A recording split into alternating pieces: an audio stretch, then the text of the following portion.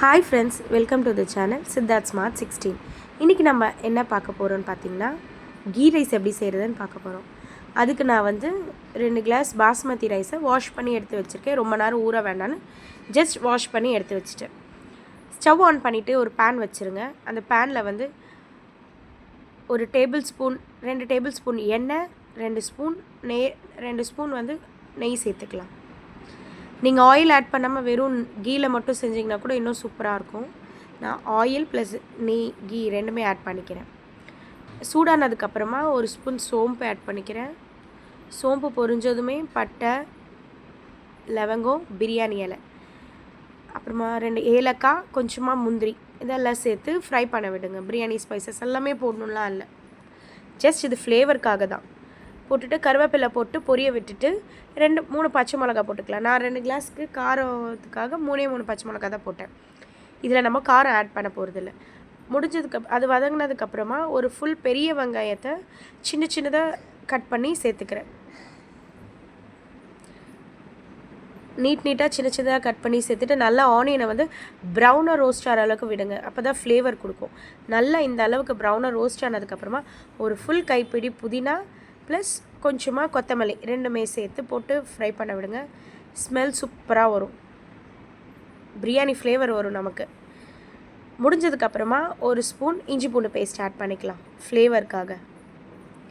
இதில் நம்ம tomato add பண்ண போகிறதில்ல. டொமேட்டோ எல்லாம் சேர்த்துட்டா ஆஸ் யூஷுவல் பிரியாணி மாதிரி ஆயிரும்.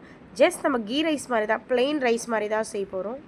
ஸோ அதனால் டொமேட்டோ சேர்க்காமல் இது வரைக்குமே எல்லாமே சேர்த்துட்டு உப்பு ஆட் பண்ணிக்கலாம். தேவையான அளவு உப்பு ஆட் பண்ணிவிட்டு ஃப்ரை பண்ண விட்டுருங்க. நான் இந்த காட்டுற கிளாஸில் அளவு தான் 2 கிளாஸ் ரைஸ் எடுத்துக்கிட்டேன். பாஸ்மதி ரைஸ் யூஸ்வலாக 1 கிளாஸ்க்கு 1.5 கிளாஸ் தண்ணி ஊற்றணும். ஸோ நான் 2 கிளாஸ் எடுத்ததுனால 3 கிளாஸ் தண்ணி ஊற்றிட்டு தண்ணி பாயில் பண்ண விடலாம். நல்லா வாட்டரை தண்ணி ஊற்றிட்டு லிட்டை க்ளோஸ் பண்ணி வச்சிடலாம். ஒரு 5 மினிட்ஸ் வெயிட் பண்ணிங்கன்னா 5 மினிட்ஸ் கழித்து நல்லா பாயில் ஆகும். இந்த டைமில் நீங்கள் நல்லா உப்பு செக் பண்ணிக்கோங்க. காரம் ஒன்றும் ஆட் பண்ண முடியாது, பச்சை மிளகா ஆல்ரெடி போட்டாச்சு. ஸோ உப்பு மட்டும் செக் பண்ணிவிட்டு கரெக்டாக இருந்துச்சுன்னா நீங்கள் வாஷ் பண்ணி வச்சுருக்க அந்த ரைஸ் ஆட் பண்ணி விட்டுருங்க. ரைஸ் ஆட் பண்ணிவிட்டு கொஞ்சமாக லைட்டாக மிக்ஸ் பண்ணி விட்டுருங்க. சிம்லே வச்சு செய்யுங்க. ஹையில் வச்சிங்கன்னா டக்குன்னு வெந்துடும். அப்புறம் ரைஸ் வெரப்பாயிரும், ரொம்ப வெரப்பாயிரும். லிட்டு போட்டு க்ளோஸ் பண்ணி வச்சுருங்க. ஒரு 5 மினிட்ஸ்க்கு சிம்லேயே இருக்கட்டும். 5 மினிட்ஸ் கழித்து எடுத்து பார்த்தீங்கன்னா கொஞ்சம் வெந்திருக்கும். ரைஸ் எல்லாம் ஹாஃப் பாயில்டாக இருக்கும், பட் ஆனால் வாட்டர் இருக்கும்.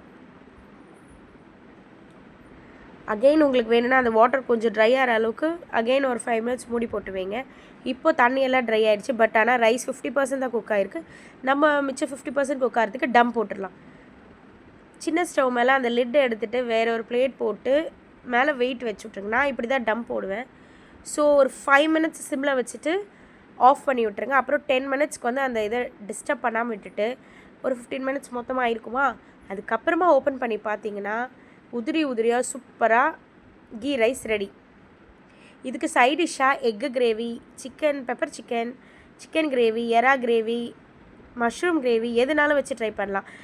எக்கு கிரேவி நம்ம சேனலில் இருக்குது, போய் செக் பண்ணி பார்த்துக்கோங்க. சூப்பராக இருந்தது டேஸ்ட்டு. பசங்களுக்கெலாம் லஞ்ச் பாக்ஸ்க்கு சூப்பராக கொடுக்கலாம். காரமே இருக்காது. ஸோ தாராளமாக பசங்க எடுத்துகிட்டு போவாங்க. இது கூட ஒரு பொட்டேட்டோ ஃப்ரை கொடுத்துட்டிங்கன்னா சூப்பராக இருக்கும். ட்ரை பண்ணி பார்த்துட்டு எப்படி இருக்குன்னு சொல்லுங்கள். தேங்க்யூ.